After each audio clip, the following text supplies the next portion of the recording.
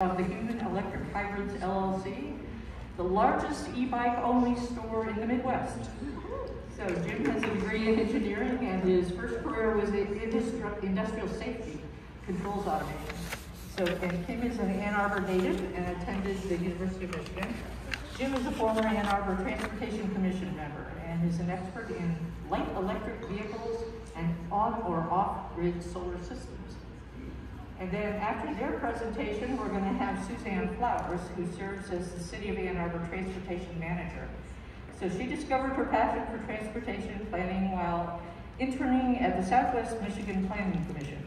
Working on regional and metropolitan transportation planning provided the foundation that fuels her continued love for this work that she does each day with the City of Ann Arbor.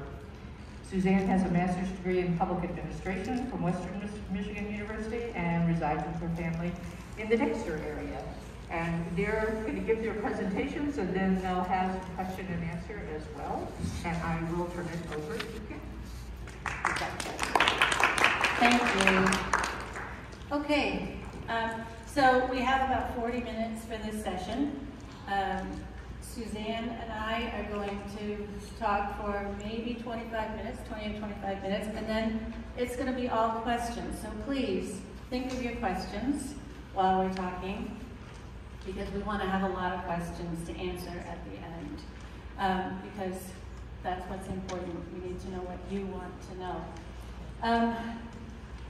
Before I start my presentation, I wanted to say something about that I thought about while Congresswoman Dingell was giving her fantastic speech. While her determination to end ICE, that's the internal combustion engine vehicles, is great, what we need to be heading for is electric rapid public transit. EVs are just as big and dangerous and take up just as much space as internal combustion engine vehicles. They don't solve all the problems with our current transportation system. I understand that many people's jobs depend on the auto industry, but so did the coal industry. And just because it's taken over the world doesn't make it inevitable. So, that was my pre-thought. Okay. So, this is the slide here, is the story that we're told by the auto industry. Cars give us freedom, sex, and leisure time. This is an ad for cars in general that says most teenagers look forward to the day they can own and drive their own car, but they need to be responsible first. In order to do that and a lot of other things, you need to be a responsible person. The converse, of course, is what we're hearing is, if you don't own a car, there might be something wrong. Car ownership is a patriotic duty. The auto industry was born in the U.S. and employs 1.7% of the U.S. workforce.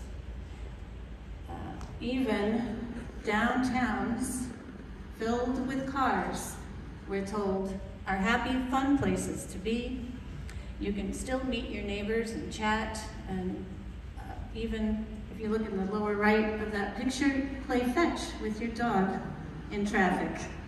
Why not? This is, of course, the reality of the auto industry's success. Access of acres and acres of public space reallocated for the personal automobile and the transport of goods, including our food, for many thousands of miles.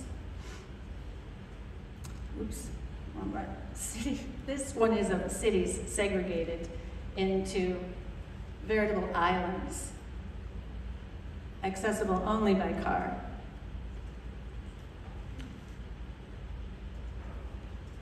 And this is, the freedom to live many miles from our work and school, because we have the privilege and freedom to live so far away we can only get there by car.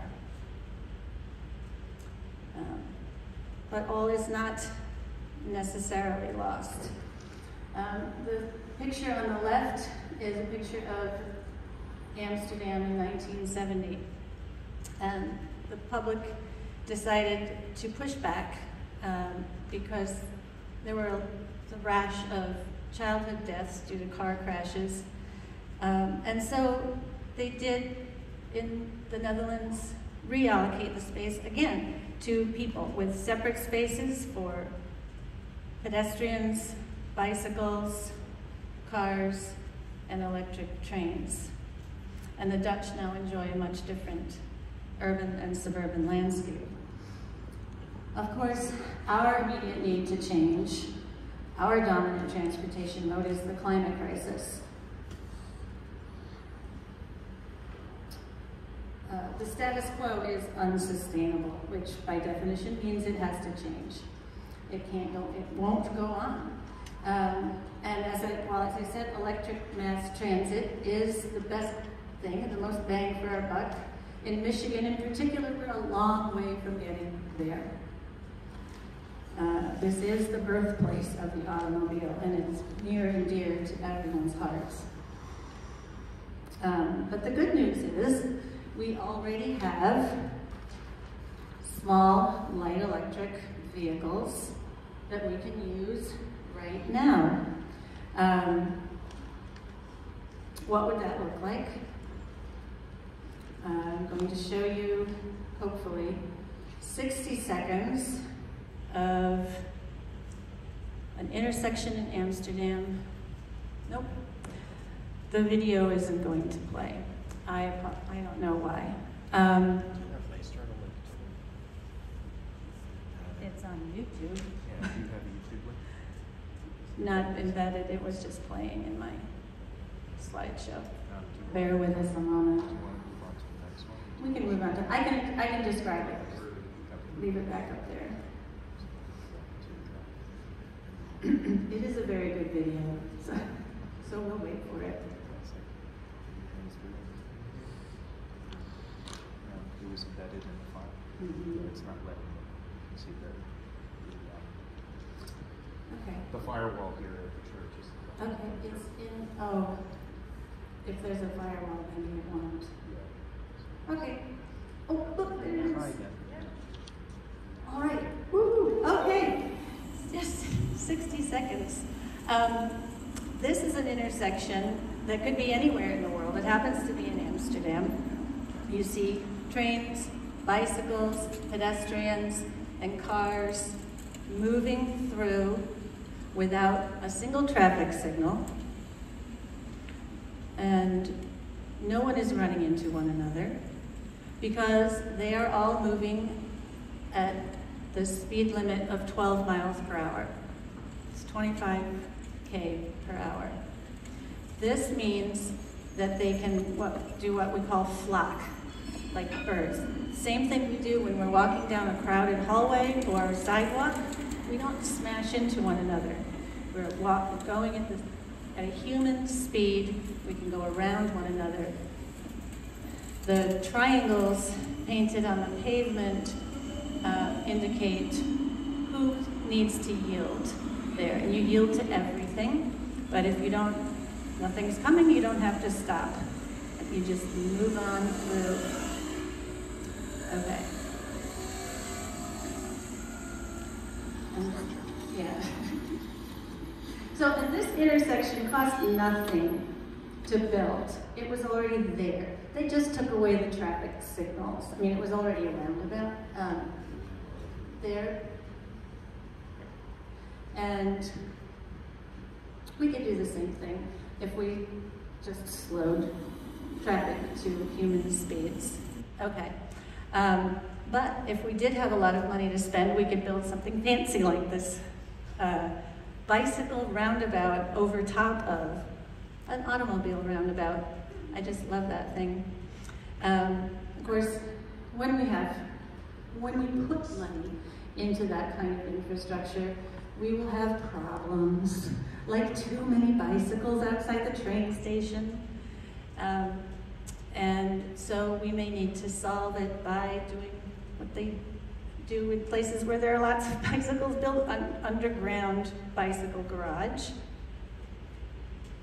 that can hold thousands of bicycles. This is the future we need to be planning for, but we can't wait for it. We need to bring it into being now, and we start that by starting where we are and just doing it.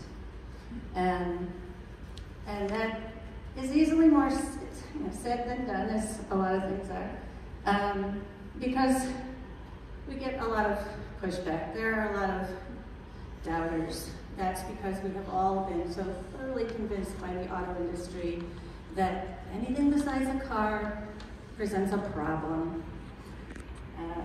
So we want to tell you how we respond to the arguments we hear against the use of light electric vehicles and bicycles as transportation.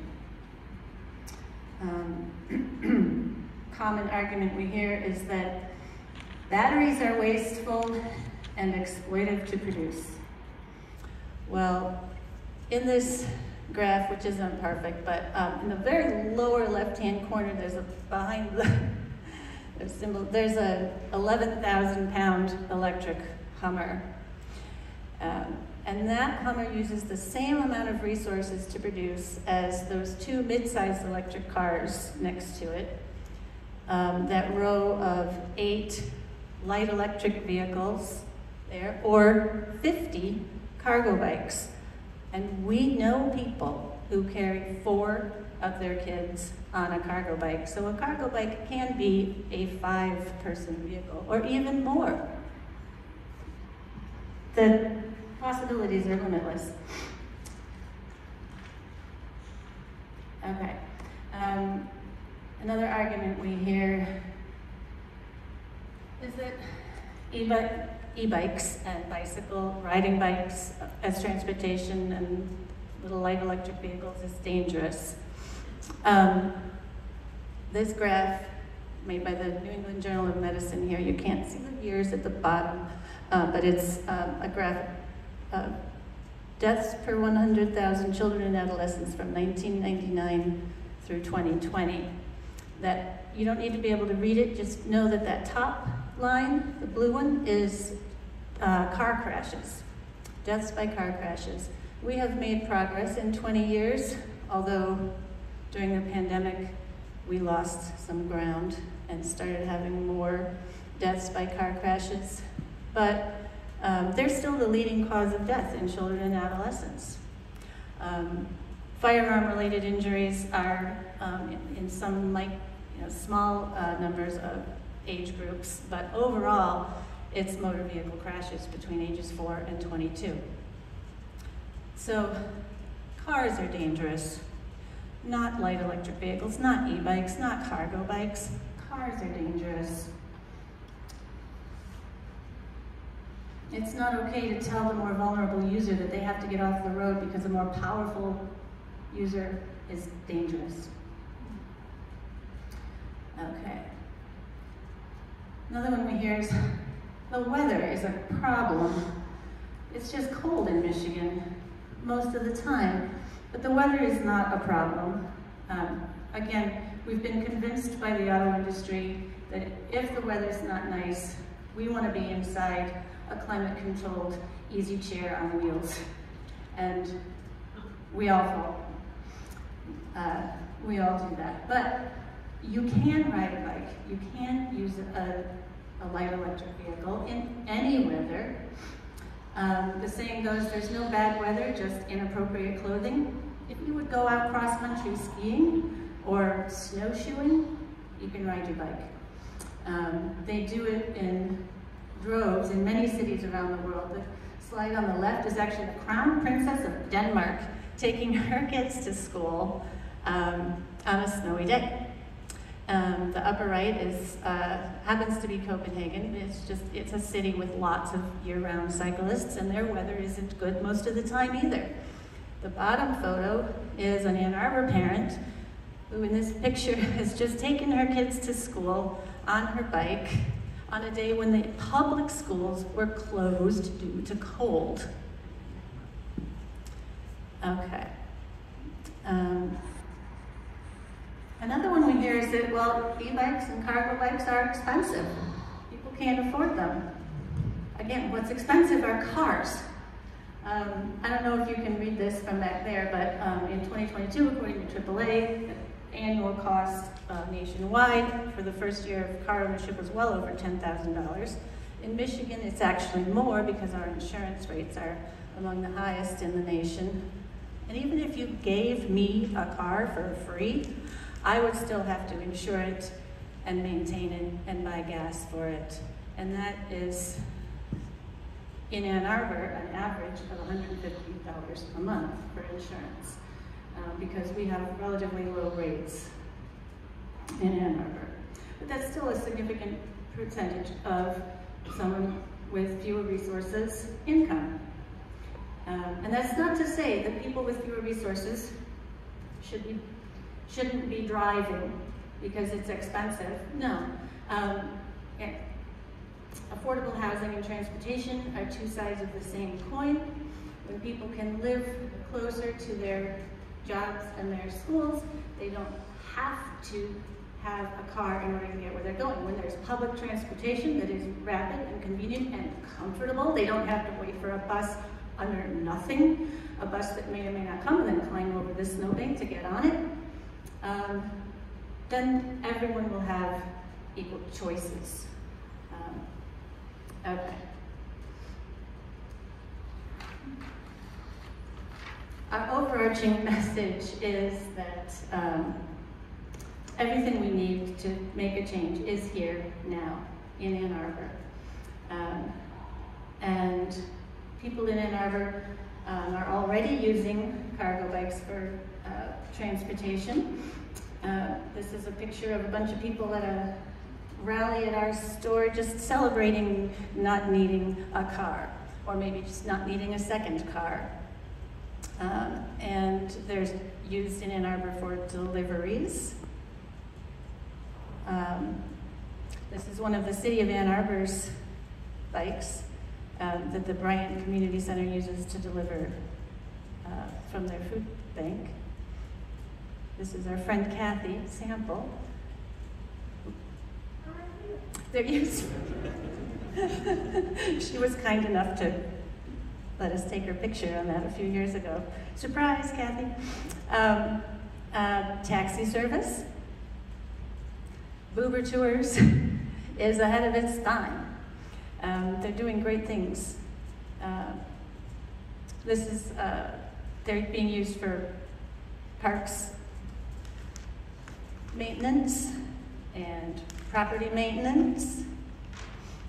And this is our cargo trike. This is Jim taking a 300-pound tool chest that was erroneously delivered to our house, not the store. It's much too big for our car, so we had to take it on our bike. So I am now going to turn it over to Suzan Flowers. Thank you. And she's going to tell us what Ann Arbor is doing to facilitate this. Thank you, Jen. So what are we doing in Ann Arbor? What do we have on the ground that everyone can start doing today? Just as a quick reminder, we do have mobility goals that are tied into our transportation master plan. What our really driving force around safety and climate really are, we can produce a transportation system that does not kill people or seriously injure them. But that takes teamwork, and it also takes people that I work with every day, the community, and my predecessors. There is Eli Cooper in the orange shirt. I always like to give an homage to him because he's the one that set in motion what you see on the ground today. And our perspective matters. If you are only ever in a car, you never see what it's like to cross the street. That's me trying to cross at my crosswalk at my bus stop. That's me walking up a sidewalk, my view from the bus, and what a cyclist must feel a little bit of pressure when they're trying to get into that bike lane. So why does that matter? Because all of us are very different types of cyclists. I never thought of myself as an advanced cyclist. Those are the Lycra people, right? They're going super fast. They've got like $10,000 bikes, And then I got on my bike and I was like, I'm very comfortable. So now I have to think about the people who are not comfortable. How do we make sure that they feel comfortable and invited to bike and walk across the city? The thing is we have a lot of facilities. We have put in 12.2 miles of new or upgraded facilities just in 2023. That may not sound like a lot, but given the government process, is a lot. So these are the kinds of facilities that you could be using today. You can use the two-way cycle tracks that you see in downtown. You can use the buffered bike lanes, which is, I know, not a lot of protection, but we are looking to upgrade those. We have trails.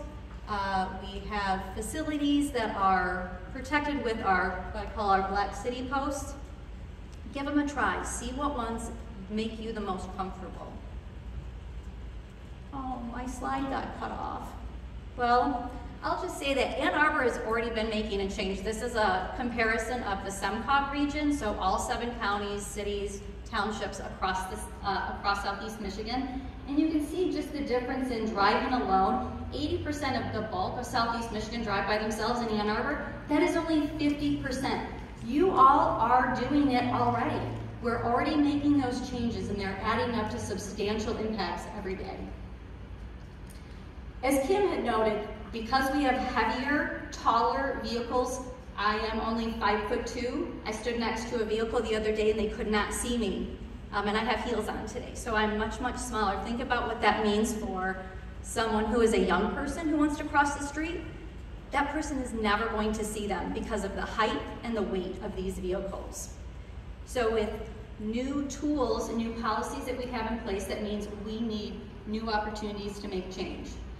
These are some of the tools that you are probably seeing a little bit across the city already. We have raised crosswalks, speed humps. We don't have speed cushions yet, but one of the things I'm also excited to try are chicanes to slow people down, which will make it feel safer for you to walk, bike, and take public transit.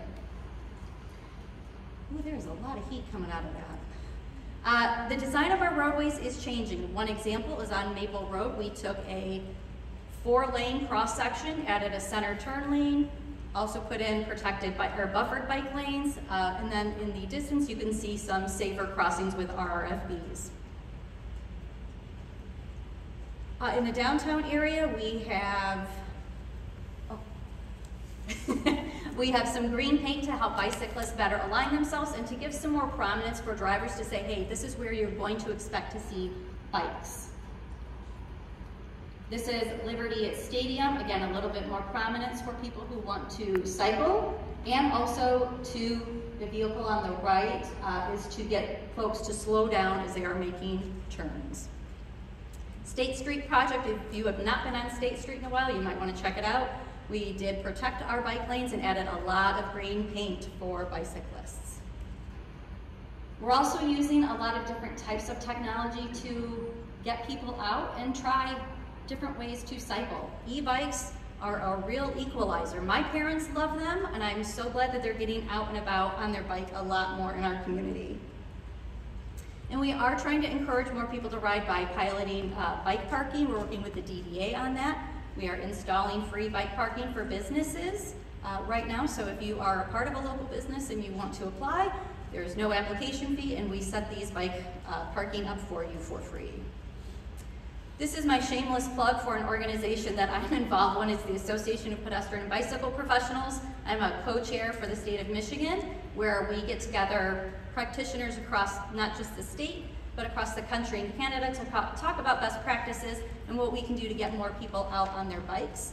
Some of the organizations that are involved in our association, and that was probably the fastest presentation I've ever done. I want to keep us on time. I don't know if our individual is going to come back to moderate, but I will kick us off with one question. My passion for biking, walking, and public transit really started when I did not have access to parking. I've worked in Washington County about a decade. I have never had parking. I've always worked downtown. I had to figure out a different way to get around. I even talked to people on my floor at City Hall about well, why don't you just, park further out and then just hop on the bus. You can read, you can make a phone call. It is one of the best ways that I've learned this community, and I've gotten to meet so many wonderful people just by getting out of my car. So we're answering the question, how Yeah, your your passion passion began. I wasn't a cyclist for 20 years. I rode my bike as a kid, like we all did.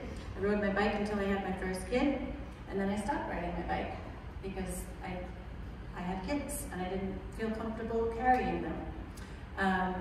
And 20 years later, I met Jim. Yes, I was married twice. Matt. And he was a cyclist, riding to work every day. He was a commuting cyclist. But I lived too far away, so he moved closer. Still wanted to ride his bike to work, so he put a little electric motor on it, and was thrilled with the result. But it wasn't perfect, and even there's nobody. 20 miles. It was 20 miles. It was a 20-mile So from Ann Arbor to Canton. Ann Arbor, Canton? Yeah. Okay, for my entire life, I had put myself, lived a small section of it, maybe a year or two here in the van, within walking and biking distance of my job. And so when Kim and I met, and she moved me to Ann Arbor from Canton, I still had to get to Canton every day. And walking, I found out very quickly that I hated driving, especially on M14. So I tried in my mid-20s, early 20s, I tried biking that 20 miles, 20 miles a day. I could do it, if I did it on Monday, I could do it again on Friday. That's just how it was. So we actually talked quite a bit about, do we invest $800 in motorizing a mountain bike that I already had? We decided it was going to try. So we put a motor on my bike, and in 8 months, I broke the motor. The motor had about 8,500 miles on it in 8 months. I did it every single day, rain and shine. I got the first set of clothes in my desk, I got one, so if I got caught by rain on the way in, I would take 5 minutes in the bathroom and change my clothes. You can only get so wet. It's wet and wet. You can't keep getting more wet. And then that winter, I built a bike that was a little more suitable for icy roads, and put 3,000 miles on it in 4 to 5 months. So this was a thing that was doable, and in constructing the first bike, Tim I had a problem, and Yeah. Anyway, he said, there's nobody who fixes these things, right? There's nobody who builds these things. Nobody who knows anything about these things around here. And I said, you be that guy. And so he's that guy. 11 years later. We got about 10 minutes for questions. I'm happy to jog around. Hi, thanks for the presentation. I'm most concerned about safety and the kind of connected ways to get from West Ann Arbor to the border-to-border trail and West Ann Arbor into the city. And I and a lot of my friends don't feel safe on a bicycle on Miller Road, where they're going 50 to 60 to 70 miles an hour, and the same thing for Dexter Road. The speeds seem to increase despite what the posted speed limit is. So one, I'd like to see a reduced speed limit on those roads. Two, I would love for the city to work with Scioto Township and other townships. That's my township. Great. To try to make biking, walking, jogging a lot safer.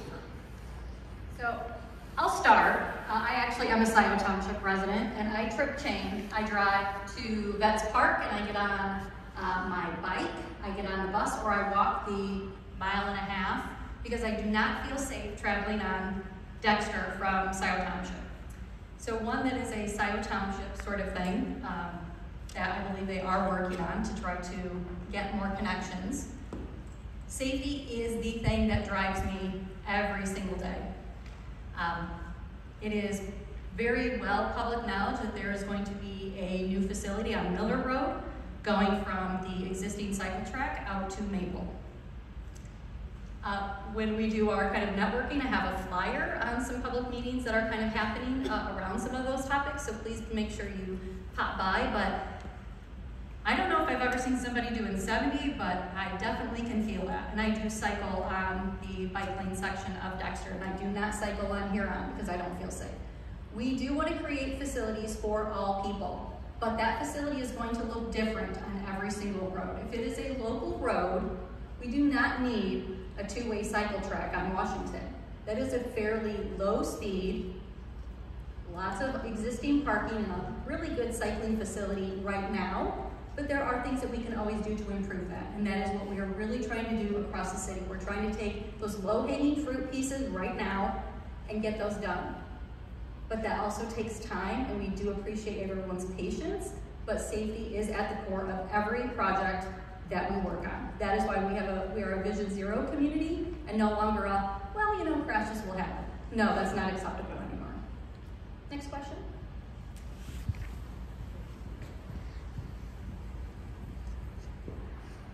So you didn't really speak to it, but what's on the front for buses?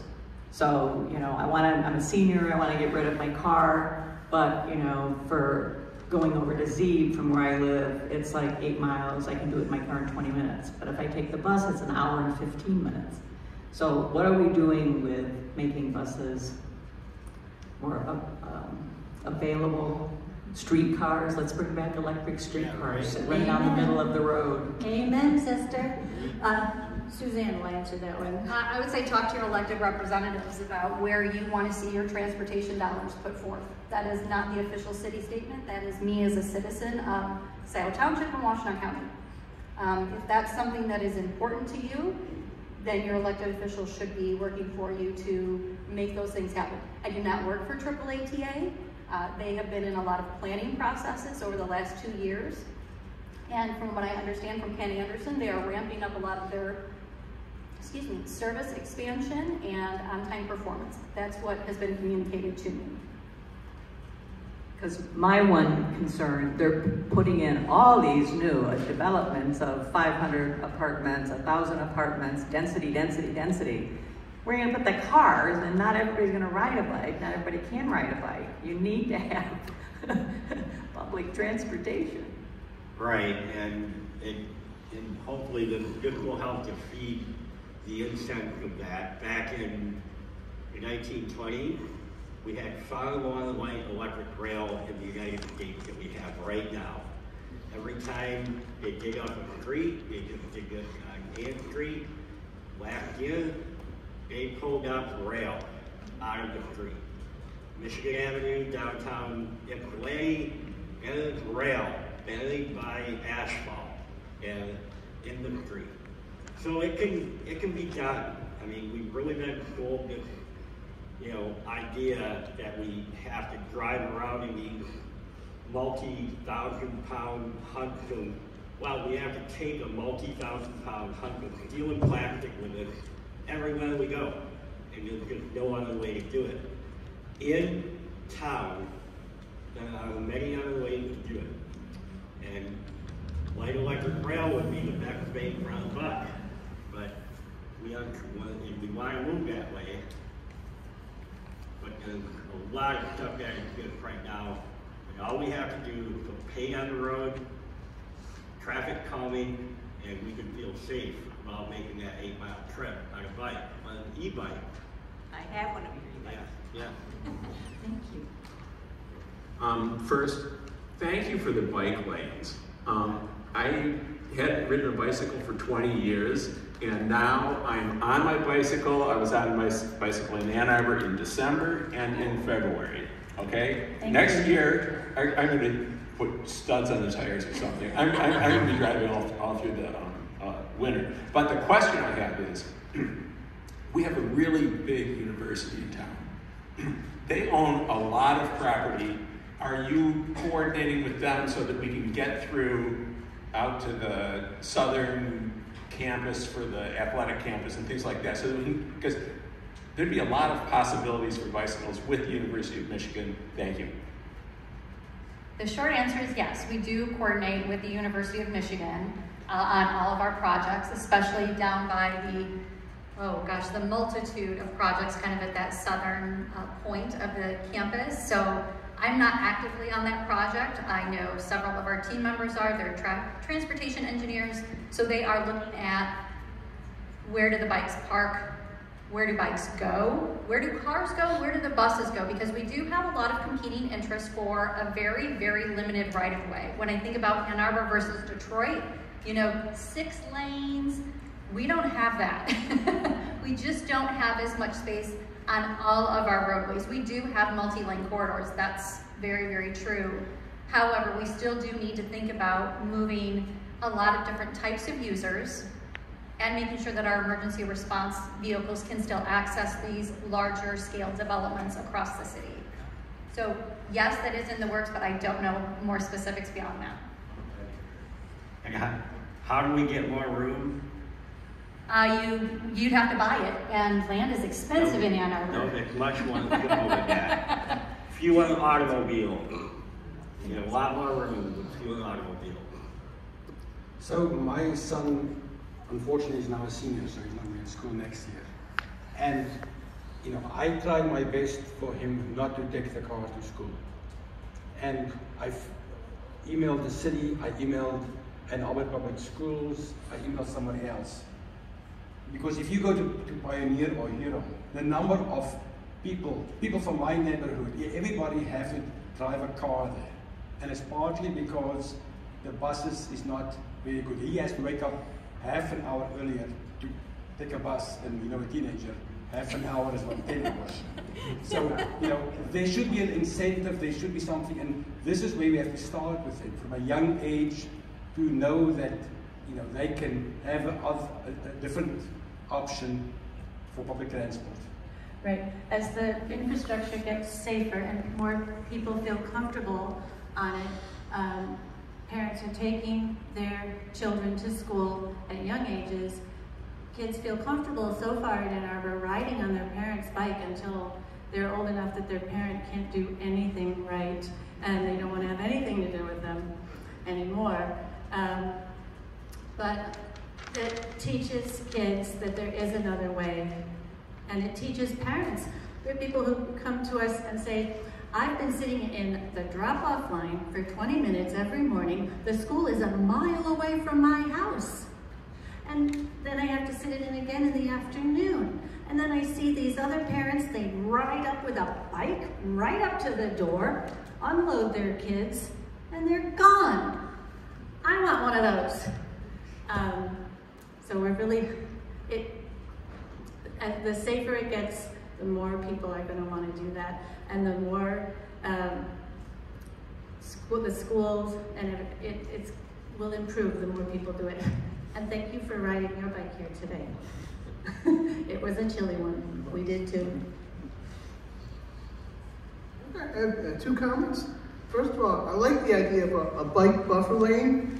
I think that feels like a much safer way to ride a bike down the street. Where I live up near Duvarn and Pontiac Trail, it doesn't feel safe to me to ride a bike down Duvarn. There's like this narrow bike lane that's right next to the cars. Okay, and the second comment, some of you may think about me as the villain here, but I like driving a car. I feel safer in a car. When I saw some of those pictures of vehicles without doors, or just riding a bike down the street, I'm just not sure how safe that would be. Occasionally, people give me finger signals, they don't like my bumper stickers, and if I'm in a car, I can change lanes and get out of there, but if I was in a wide open vehicle, that just does not feel safe to me. And some of you may think of me as the villain, well then I'm the villain. I'd just like to see the climate crisis addressed as with more electric and hybrid cars. You're right. Most people, I would guess, in this room, by a show of hands, let's see, how many of you would feel comfortable riding from your house to your job, assuming you would, on a bicycle? Right now, raise your hand. it's a good, more than I thought, but it's a minority. Because it does feel dangerous, because cars are going very fast. And it's real. And I will be done here. Okay. So just to address the concerns a little bit, that are things that you can do as a cyclist that will help increase your safety when you don't feel safe. And one of the most simple things that you can do is put on bright clothing, have very bright headlights and tail lights, although you shouldn't have to do these things. Do that, and when there is insufficient bike way or lane or whatever, you take the lane, especially on streets that have speeds of 45 miles per hour and less. You ride in the center of the lane. And we have found, I've been doing that for, it's legal in Michigan, by the way.